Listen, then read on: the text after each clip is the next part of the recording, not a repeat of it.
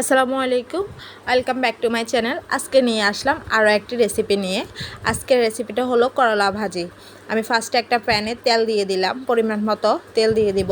যেহেতু এটা ভাজি, এটাতে একটু বেশি পরিমাণে তেল দিতে হবে। তারপর আমি এখানে দিয়ে দেব পেঁয়াজ কুচি, কাঁচামরিচ কুচি।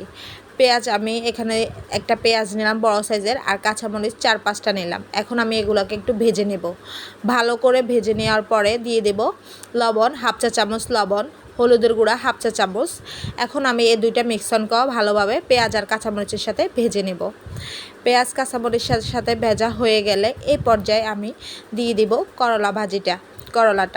করলাটা আমি আগে থেকে ধুয়ে রেখে নেই। আমি এখন ধুয়ে সাথে সাথে দিয়ে দিলাম, পানিটা হালকা ঝরিয়ে দিয়ে দেবো। এই পর্যায়ে দিয়ে দেবো আলুটাও আমি কুচি করে রেখেছিলাম আগে থেকে, এটাও এখন দিয়ে দেবো। এই আপনাদের হাতের কাছে যদি এখন চিংড়ি মাছটা থাকে তাহলে এই পর্যায়ে চিংড়ি মাছটাও দিয়ে দিতে পারেন, কোনো সমস্যা নেই। আমার হাতে যেহেতু চিংড়ি মাছ নেই, আমি এই দুটো মিক্সন করে নিলাম।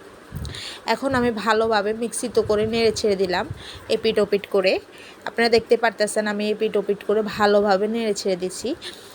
নাড়ার পরে আমি এমনভাবে নাড়তে হবে যাতে আমার নিচে দিয়ে যাতে না লেগে যায়, সেদিকে খেয়াল রাখতে হবে। আমার করলা ভাজিটা প্রায় অন্য তেল ছেড়ে দিচ্ছি নিচে দিয়ে, এদিকেও ফলো রাখতে হবে। দেখতে পারতেছেন আমার করলা ভাজিটা প্রায় হয়ে আসছে।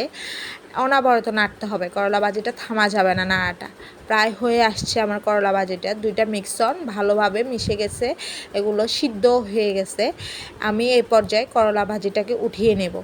এই তো হয়ে গেল মাত্র 2 মিনিটে করলা ভাজি। গরম ভাতের সাথে পরিবেশন করবেন, খুবই ভালো লাগবে।